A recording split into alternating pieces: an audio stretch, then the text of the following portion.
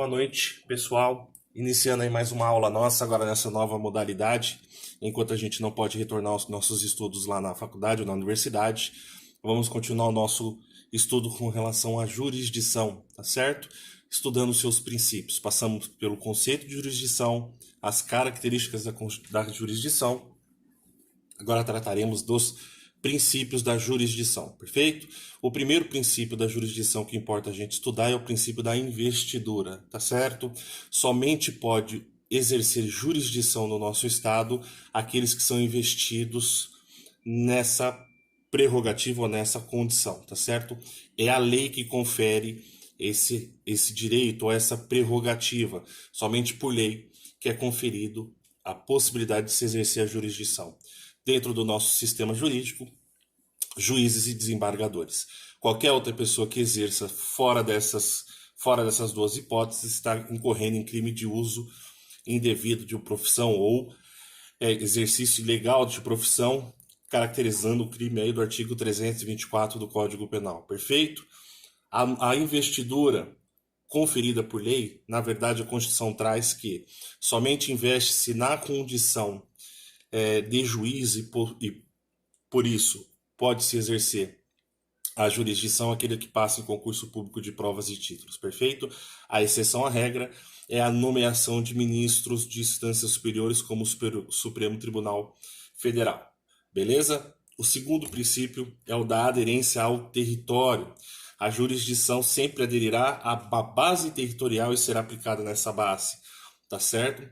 Sempre tomar cuidado aí também, galera, que existem certos tribunais cuja aderência é do território nacional. A exemplo que a gente já deu agora do Supremo Tribunal Federal, assim como o Superior Tribunal de Justiça, tá? Os tribunais superiores, em tese, todos eles têm aderência ao território a nível nacional, perfeito? Então a jurisdição sempre vai sempre aderir a um território. Se eu sou um juiz de direito do estado de São Paulo, a minha jurisdição está restrita ao estado de São Paulo, ok? Se ao município, aquela comarca, vai ser sobre aquela comarca. Se eu trabalho na 24ª Vara Criminal aqui do Fórum Mário Guimarães, a minha jurisdição está restrita à capital, perfeito? O próximo princípio, galera, é o princípio da imparcialidade, tá certo? O poder jurisdicional ele é decorrente da lei e não pode se adotar critérios subjetivos para o seu exercício e para a sua aplicação perfeita, tá certo? Esse princípio da imparcialidade, que é um princípio efetivamente relacionado ao magistrado, é um princípio que visa quebrar ou impedir que haja qualquer tipo de decisões parciais, assim como também impedir excessos por parte do juiz, tá certo? Quando você dá garantias constitucionais ao magistrado, ao juiz, como a inamovibilidade e redutibilidade de salários e provimentos, e a vitaliciedade, você permite que o juiz trabalhe com maior autonomia possível e também permite que o juiz não esteja suscetível a ser pressionado dentro do seu mistério, da sua profissão, do exercício da profissão ao qual ele foi investido pelo concurso de provas e títulos, perfeito? O princípio do juiz natural, que vocês vão ouvir diversas vezes dentro da matéria de direito penal, provavelmente, tá certo? Ele prevê que em um Estado democrático de direito é vedada a utilização de tribunais de exceção, tá certo? O princípio do juiz natural vem no sentido de que todo processo vai ter um juiz que está responsável por esse processo. Aquele juiz, você identifica aquele juiz para você evitar dubiedade em decisões, para você evitar decisões diferentes ou decisões conflitantes, tá certo? Hoje, em virtude de uma alteração no ano passado, que foi a instituição do juiz de garantias dentro do processo criminal, você tem aí uma mitigação do princípio do juiz natural, sendo que no primeiro momento na instrução vai ser um juiz e depois da instrução para o julgamento será outro, tá? Então o princípio do juiz natural, ele prega isso, tá bom? Beleza, galera? O princípio da inevitabilidade é que a lei, de uma vez levada ao poder judiciário, não poderá as partes impedir a decisão do juiz, tá? Como a gente disse naquela nossa primeira aula, toda decisão judicial ela se torna inevitável. Ela trará uma determinada satisfação a uma parte, uma determinada insatisfação daquela que perde a ação, mas ambas as partes têm que se sujeitar à vontade e ao império da lei. Beleza, galera?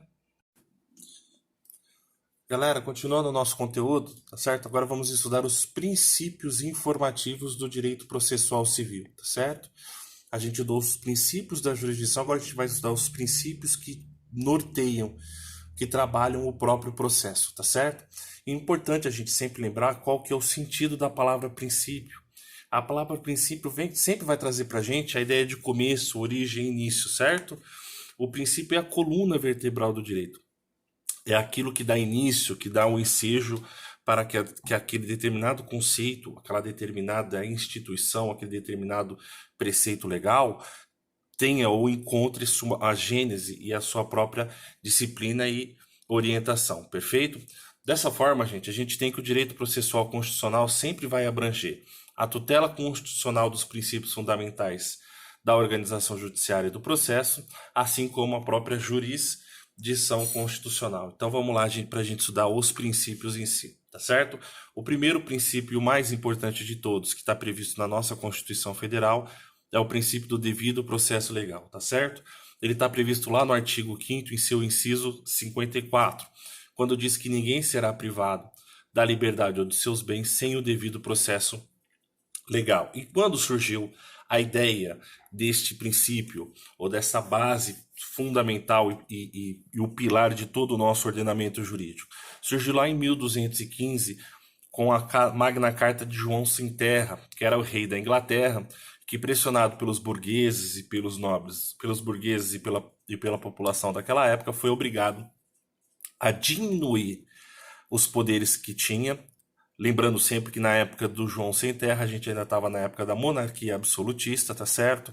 E aí ele teve que diminuir o poder ilimitado dele através de certas concessões que vieram junto a essa Magna Carta, tá certo? A Magna Carta trazia essa previsão, a Law of the Land, tá certo? Lá em 1354, o rei Eduardo III substituiu esse termo pelo Dual Process of Law, tá certo? Que é o nosso princípio em questão, tá certo? Na Constituição americana, esse termo não veio no princípio originariamente previsto, tá certo? Mas ele surge junto à quinta emenda e na 14ª ele passa a ter uma ideia de igualdade não só na lei, mas perante a própria lei, tá certo? A nossa Constituição dentro do Brasil, como é que se trabalhou isso? A partir de 1924, todas as nossas constituições prevêem e resguardam o princípio do processo, do devido processo legal, tá certo? A Constituição de 1988 prevê ele de forma expressa nos termos do artigo 5º, inciso 54, como a gente acabou de falar, tá certo? O que é bastante importante a gente anotar, galera, é que para a maioria dos doutrinadores, o princípio do devido processo legal, ele engloba, tá certo? Ele englobaria diversos outros princípios, como anotado aí no nosso slide, como o princípio da isonomia, do juiz natural, da inafastabilidade da jurisdição, a proibição de produções de provas ilícitas, a publicidade dos atos processuais, duplo grau de jurisdição e as motivações judiciais. Por que a maioria dos doutrinadores, ou uma parcela considerável dos doutrinadores, entendem que esses princípios estão abrangidos pelo devido processo legal? Porque todos esses princípios, ou todos os objetos que esses princípios procuram resguardar e proteger, eles na verdade eles são a consumação do devido processo legal. Quando um processo segue sua devida apresentação, formatação, sua condução, estão protegidos todos esses outros princípios que também estão previstos na nossa Constituição Federal, tá certo? Nesse princípio, nada mais é do que a possibilidade efetiva de a parte ter acesso à pretensão jurisdicional, defendendo-a da forma mais ampla e aberta possível, tá certo? O princípio da igualdade, galera, é o segundo princípio que nós vamos discutir aí, tá certo? E o que a gente pode entender pelo princípio da igualdade? Que está previsto lá no artigo 5º da Constituição também. No caput do artigo 5º da Constituição, e a gente já tem que começar a acostumar com esses termos, tá, galera? Sempre quando falarmos caput é a cabeça, tá certo? Então, quando você vai lá no artigo 5º, na cabeça do artigo, ele já começa dizendo que todos são iguais perante a lei, sem distinção de qualquer natureza. E quando diz qualquer natureza, é qualquer natureza, tá certo? Não pouco importando a crença, o credo, a etnia, a raça, sexo, orientação espiritual, todos são iguais perante a lei, tá certo? Esse princípio, galera, tá lá no artigo 125, inciso 1º também, tá certo? Em que o juiz sempre vai dirigir o processo conforme as disposições do Código de Processo Civil, assegurando às partes igualdade de tratamento. Importante ressaltar que a igualdade tem dois aspectos, ou ela tem duas vertentes.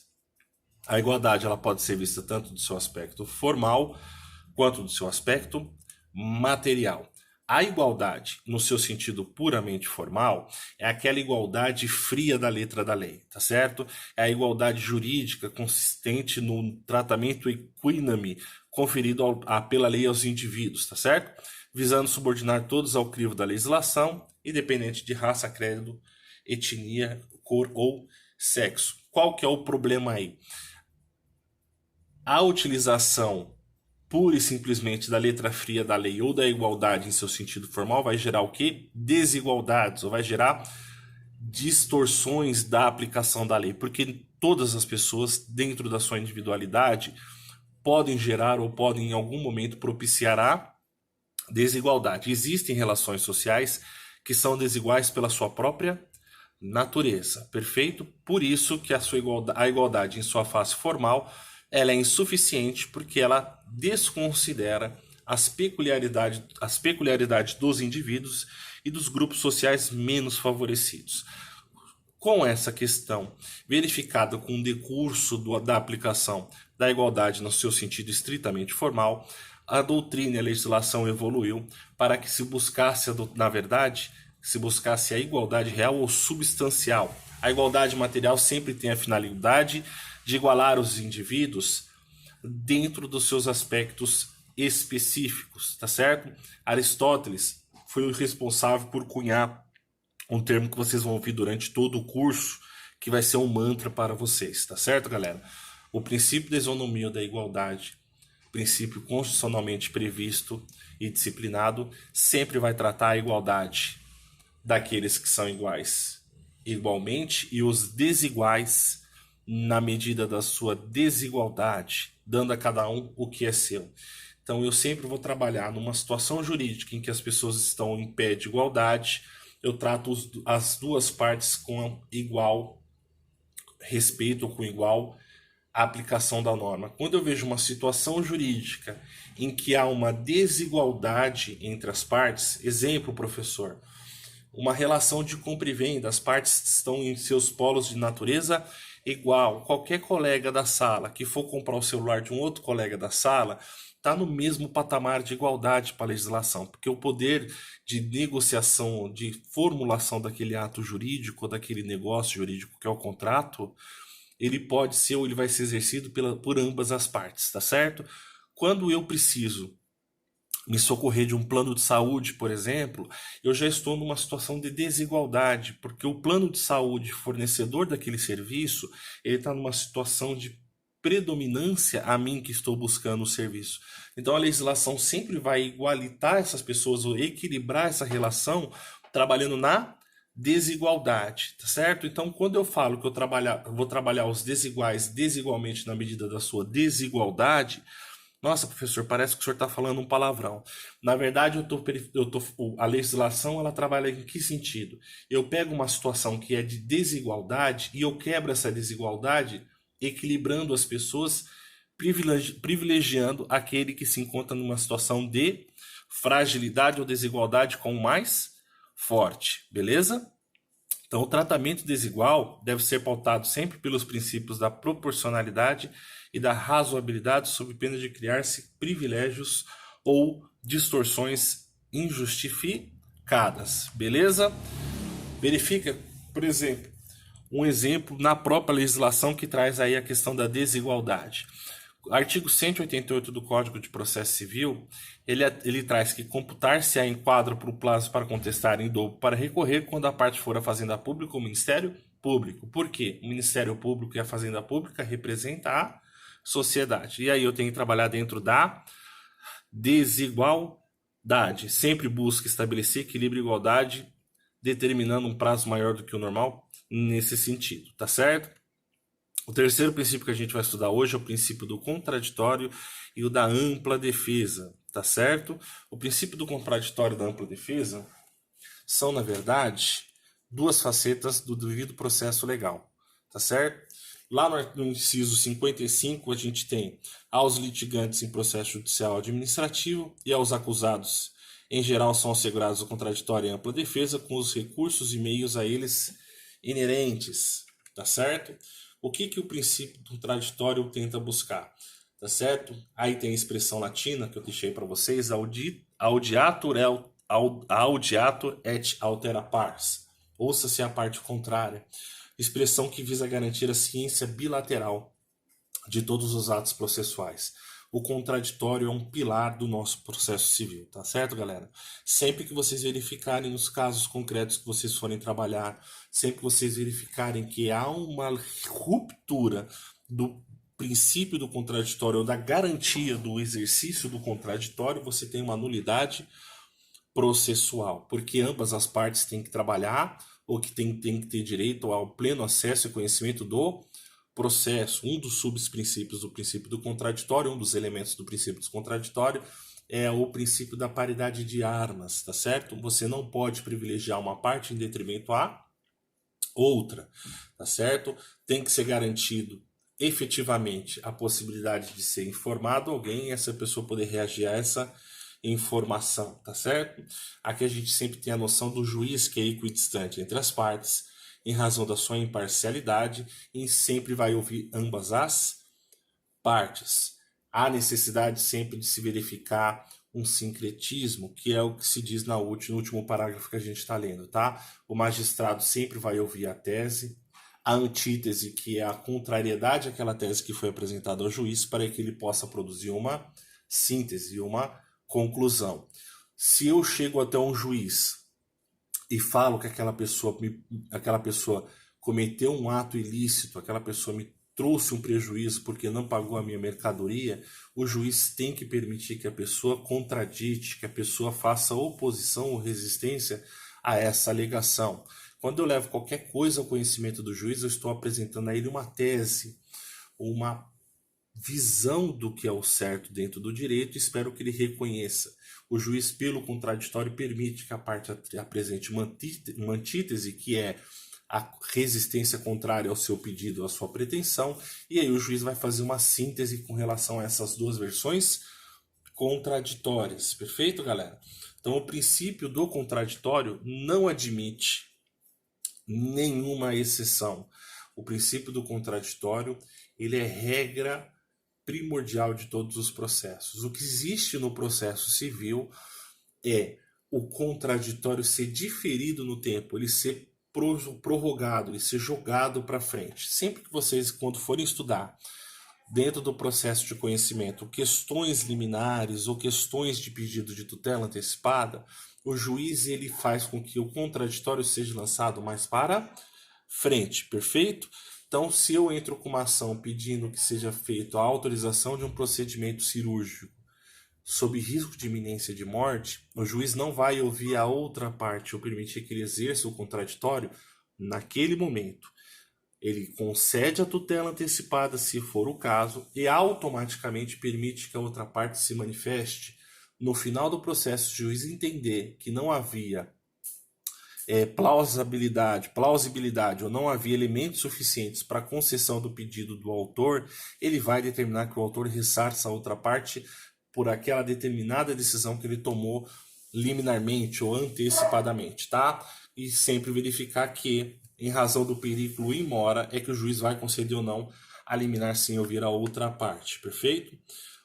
Por sua vez, galera, o princípio da ampla defesa, tá certo? Ele traz aí a previsão legal e judicial, a previsão dentro da legislação, de que as partes podem utilizar de todos os meios de prova em direito admitido. Eu tenho uma amplitude do direito de defesa. Eu posso levar qualquer elemento para aquele determinado processo, para que aquela pessoa possa usufruir do seu direito de defesa, do contraditório, tá certo? Eu vou sempre utilizar a ampla defesa, que também não pode ser quebrada sob hipótese nenhuma, tá certo? A conclusão desses princípios, ou uma das ramificações desses dois princípios, é que o juiz sempre tem que dar ciências dos atos às partes. E ele dá de que forma? Vocês vão estudar isso mais profundamente numa próxima aula comigo. Através da citação que está no artigo 213, que fala que é o ato pelo qual o juiz chama ao processo o réu ou interessado ou interessado que busque o seu direito à defesa, ou pela intimação, que é um ato de comunicação. É o ato ao qual eu dou ciência aos atos e termos do processo. Então eu abri um processo hoje, o juiz manda citar, da ciência de que eu estou sendo processado. Todos os próximos atos serão feitos através de uma intimação. Perfeito?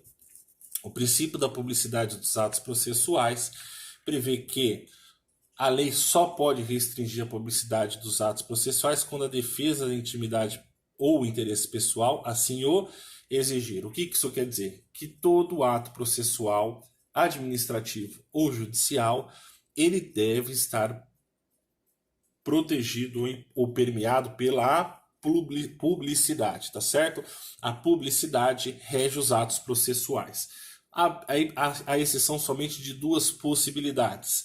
Primeiro, a possibilidade de defesa à intimidade dos pleiteantes ou das partes do processo. Professor, me dá um exemplo. Todo processo do direito de família é um processo que corre em segredo de justiça, tá certo? Então, sempre que eu tenho que fazer a defesa à intimidade da pessoa, questões de parentesco, de filiação, são questões que são discutidas em um processo em que não há publicidade dos atos, ou quando o interesse público assim o determinar, tá certo? Então, sempre o nosso ordenamento jurídico vai adotar a publicidade dos atos, mas essa publicidade ela é restrita ou diferida. Existem casos em que o interesse público e a intimidade das partes exigem que aquele processo seja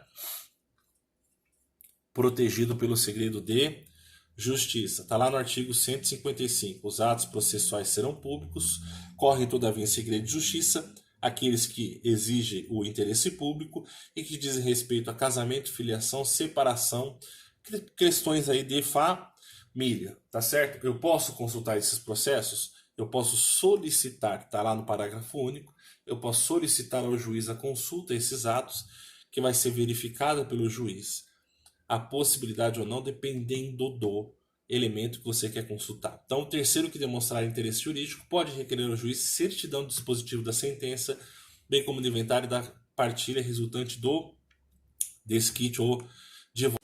Continuando, gente, próximo princípio é o da inafastabilidade do judiciário ou direito de ação. Tá? Esse princípio, em tese, fala que a lei não pode excluir da apreciação do poder judiciário lesão ou ameaça a direito, tá certo? Ao jurisdicionado, sempre que for pleitear junto ao juiz, o que entende devido, não se pode o juiz de forma nenhuma se abster de analisar qualquer questão que seja objeto de ameaça a direito ou efetiva lesão a esse direito, tá certo? Esse princípio traz incutido nele a ideia é que não se pode criar de forma nenhuma normas jurídicas que visem dificultar ou impedir o acesso do cidadão, no caso aí litigante, tá, ao poder judiciário para a solução do conflito, tá certo? Não podemos impedir que o próprio litigante venha deixar de ingressar em juízos pleiteando o que entende por certo. Então, esse princípio da inafastabilidade do judiciário ou direito de ação, ele trabalha o quê? Que eu tenho o direito de acionar o poder judiciário sempre que eu me ver na iminência de uma ameaça a um direito meu. Exemplo, professor, eu tenho uma propriedade rural e alguém tá nitidamente demonstrando que vai invadir a minha propriedade rural. Há uma ameaça ao meu direito. A pessoa falar todo dia que vai bater no meu carro, isso é uma ameaça ao meu direito, tá? E a própria lesão em si, eu passo um cheque para me fazerem um determinado conserto de um produto em casa e aí a pessoa não comparece. Então, sempre que verificar lesão ou ameaça ao direito, eu, como litigante ou eu, como cidadão, posso ir até o Poder Judiciário para que eu exerça a minha prerrogativa constitucional de ver o meu direito garantido pelo Poder Judiciário. Então, não pode o Poder Legislativo, sob hipótese nenhuma, criar qualquer tipo de legislação que impeça o acesso do cidadão ao Poder Judiciário, sempre que se verificar lesão ou ameaça ao direito, tá certo, galera? Isso eu trabalho, isso eu exerço através do direito de ação, e o juiz nunca pode se afastar do que? Daquele determinado conflito que é apresentado a ele. Preenchido todos os requisitos de um processo, o juiz deve dar uma prestação jurisdicional. O juiz é obrigado a dar uma resposta ao anseio do cidadão que busca o Poder Judiciário. Lá no artigo 126, a gente verifica que o juiz não se exime de sentenciar ou despachar alegando lacuna ou obscuridade da lei. Sempre vai aplicar os costumes na falta da legislação, ele vai aplicar analogias, costumes e princípios gerais do direito do processo civil. Perfeito? O próximo princípio nosso, galera, é o princípio da inadmissão da prova ilícita, o princípio da proibição da prova ilícita, tá certo?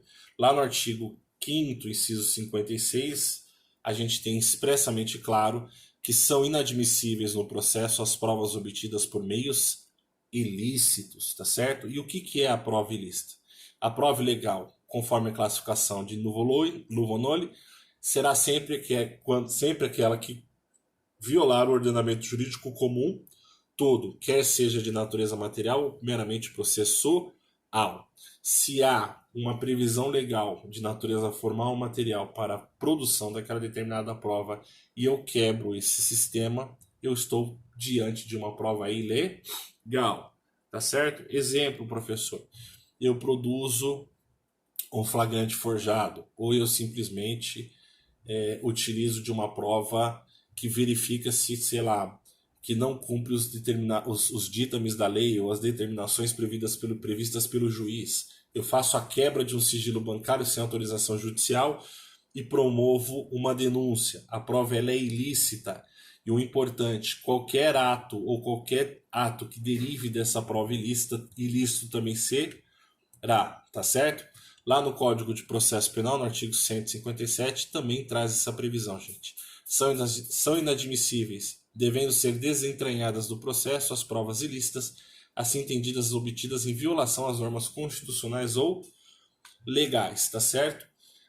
O princípio da prova ou da proibição da prova ilícita desenvolveu ou dá origem a essa teoria, que é a teoria dos frutos da árvore envenenada. Isso vocês vão aprender com um pouquinho mais de carinho dentro do direito processual penal e do direito penal. Só estou trazendo aqui por cima, tá certo?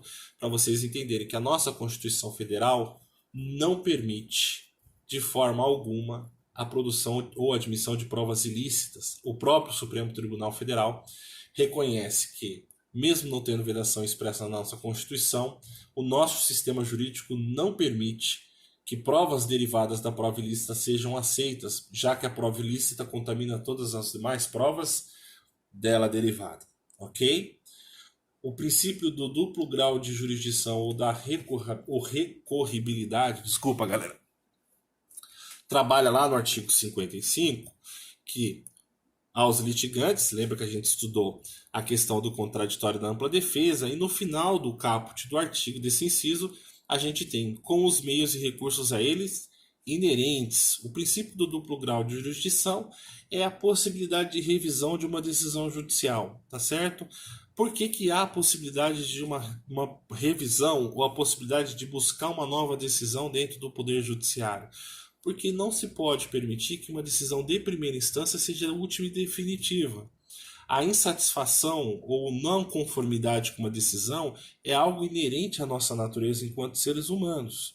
Então, nos é permitido buscar uma reforma, uma modificação de uma sentença negativa ou uma decisão que não nos favorece através de um recurso, tá certo? Então, duplo grau de jurisdição, ele prevê essa possibilidade. Sempre a possibilidade da revisão de uma decisão judicial por uma instância superior. tá certo? Baseia-se na nossa própria história, tá? Então, de forma geral, esse princípio permite que as partes recorram a uma instância superior por não concordar com a decisão inferior proferida por um juiz que a gente chama de juiz a qual, beleza? Qual é a única possibilidade de você ter uma exceção a isso? É a chamada súmula vinculante, que veio aí através da sua instituição pela emenda constitucional de número 45, tá certo? E o que essa súmula vinculante ela trabalha ou ela traz como previsão? Toda decisão proferida pelo plenário do Supremo Tribunal Federal a título de súmula vinculante impede a discussão de determinada matéria sobre qualquer outro aspecto. A gente tem algumas súmulas vinculantes, tá certo? Então tem uma súmula vinculante, por exemplo, que trabalha, dando exemplo a vocês, que trabalha a questão de acordos feitos nas contas poupanças e nos fundos de garantias na época dos expurgos inflacionários, tá certo? Na época dos planos que foram os planos Collor, Verão e Bresser, isso daí é histórico, vocês podem dar uma estudada depois. Então houve algumas distorções e foi criada uma lei complementar que permitia ser feito um acordo para ser ressarcido os correntistas dos prejuízos que as políticas do governo, as políticas econômicas do governo Sarney e Collor trouxeram a todos os correntistas dos bancos, tá certo? Se eu assino esse acordo, eu não posso rever essa discussão em juízo. Isso é uma súmula vinculante do Supremo Tribunal Federal, por exemplo. Então, nesse caso, não há possibilidade de se utilizar do duplo grau de jurisdição, porque mesmo que eu entre com recurso, a turma julgadora ou turma revisora vai analisar aquele recurso e aplicar a súmula vinculante, tá certo? E aí, a título de ilustração, a primeira instância sempre vai ser chamada, com relação ao princípio processual ao duplo grau de jurisdição, de juízo a quo, e a segunda instância de juízo a de quem, tá certo? Princípio do juiz natural, galera. Artigo 5º, a gente tratou sobre isso muito por cima ali nos princípios da jurisdição, tá certo? Não haverá juízo ou tribunal de exceção. O que quer dizer isso? Que não se pode criar um tribunal e ninguém será processado nem sentenciado senão pela autoridade competente, tá? Então, todo tribunal de exceção é aquele que é formado por uma determinada situação causuística, tá certo? O tribunal sempre tem que existir antes do evento que vai ser analisado. Professor, me dá um exemplo de tribunal de exceção. O Tribunal de Nuremberg, que julgou os crimes cometidos pelos nazistas na Segunda Guerra Mundial. Então, nesse caso, ocorreu o fato que seria analisado, julgado, e aí se criou o tribunal após esse fato. Tá? A legislação nossa, a Constituição e a legislação interconstitucional veda terminantemente essa possibilidade. Não se pode existir um tribunal que venha existir ou venha surgir depois do fato ocorrido, tá certo? Então você não pode ter um órgão que surja depois do fato juridicamente relevante. Todos os órgãos julgadores eles têm que ser pré-existentes e devidamente investidos de sua função jurisdicional, tá certo? O princípio do juiz natural, nesse caso, ele acaba desdobrando em 3 conceitos principais e distintos, tá certo? Somente órgãos jurisdicionais competentes instituídos pela Constituição Federal é que podem analisar e julgar casos concretos. Nenhum órgão pós-constituído pode julgar qualquer questão ou ocorrência de fato. Esses órgãos competentes têm que ser pré-constituídos. E os juízes têm que ser competentes. Competência a gente vai estudar mais para frente, tá certo? O juiz tem que ter competência específica para analisar aquele determinado caso. O que isso quer dizer? Ele tem que estar investido daquela função jurisdicional. Vamos estudar com bastante afinco o que é competência. Mas agora, só para título de ilustração ou de início de conversa com os colegas, todo juiz competente é aquele que, no âmbito de suas atribuições, goza de função jurisdicional para julgar determinada causa. Perfeito? E aí a gente vai para o princípio da motivação das decisões judiciais, o princípio da fundamentação das decisões judiciais. Está lá no artigo 93 da Constituição também, tá certo? Lá no inciso 9º, fala que todos os julgamentos dos órgãos do Poder Judiciário serão públicos e fundamentadas todas as suas decisões sob pena de nulidade. O que isso quer dizer? Que o juiz possui plena convicção e liberdade para aplicar o direito de acordo com seus princípios e convicções. Quais são as técnicas de interpretação? De que forma o juiz vai analisar isso? Ele tem total liberdade para, dentro da sua cognição, da sua convicção, aplicar o direito ao caso concreto dentro dos limites legais, tá certo? Mas toda decisão do juiz tem que ser fundamentada. O juiz não pode aplicar o direito de forma genérica, tá certo? Para que existe esse princípio, gente? Para nos resguardar do arbítrio, do abuso de poder ou de qualquer tipo de extrapolação de um determinado juiz com relação a um caso concreto. O juiz que não fundamenta a sua decisão, ele produz um ato nulo de pleno direito. Perfeito? E aí a gente vai para o próximo princípio, tá, galera? O princípio da segurança jurídica é um princípio que busca o quê? Trazer previsibilidade à ação estatal. A ideia de segurança jurídica, ela está assentada na coisa julgada. Todo ato jurisdicional ou todo ato judicial vai ser encampado por essa coisinha chamada coisa julgada. A coisa julgada é quando o Estado fala que não cabe mais discussão acerca deste processo, desta ação, tá certo? A única exceção é quando a coisa julgada tiver como premissa uma situação falsa. O juiz sendo induzido ao erro ou havendo uma determinada situação, um determinado fato novo que demonstre que aquele julgamento foi feito sobre uma premissa falsa, eu, através de uma ação rescisória, eu posso ingressar com uma ação rescisória, quebrando a coisa julgada e revertendo aquela decisão judicial. Mas a segurança jurídica, tá? O princípio da segurança jurídica, que é uma cláusula pétrea, está prevista no artigo 5º em todos os seus incisos ou na sua essência, que sempre que utilizando-se do princípio do devido processo legal, do duplo grau de jurisdição e todos os recursos e meios de defesa a ele inerentes, a segurança jurídica traz ou está prevista no critério ou na presunção sempre de que uma decisão judicial não pode ser descumprida e ela sempre chegará a um ponto final em que não será mais objeto de discussão. Beleza, galera? Princípio da celeridade ou princípio da brevidade das garantias processuais é um princípio que veio aí também junto à emenda constitucional 45. O processo, galera, demorava muito. E a gente tem que sempre buscar a melhoria do nosso sistema processual. A emenda constitucional 45 traz aí essa previsão, tá certo? Em que fala que todos no âmbito judicial e administrativo têm assegurada a razoável duração do processo e os meios que garantam a celeridade de sua tramitação. Todos os sujeitos do processo, e aqui eu digo juiz, advogados, autor, réu, terceiros interessados, escrivãos, oficiais de justiça, promotores públicos, todas as pessoas que trabalham e orbitam o processo têm que contribuir para que esse processo tenha uma duração razoável e seja encerrado no tempo mais rápido possível. Isso traz segurança jurídica, isso traz a satisfação das partes, isso traz a confiança no processo judicial, tá certo?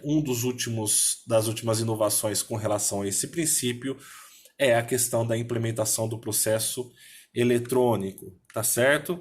E o princípio da efetividade do processo busca sempre trazer segurança ao processo, ao instrumento processual, no sentido de proporcionar absoluta igualdade de tratamento e garantir que a tutela jurisdicional, na medida do possível, seja idêntica à atuação espontânea da regra de direito material.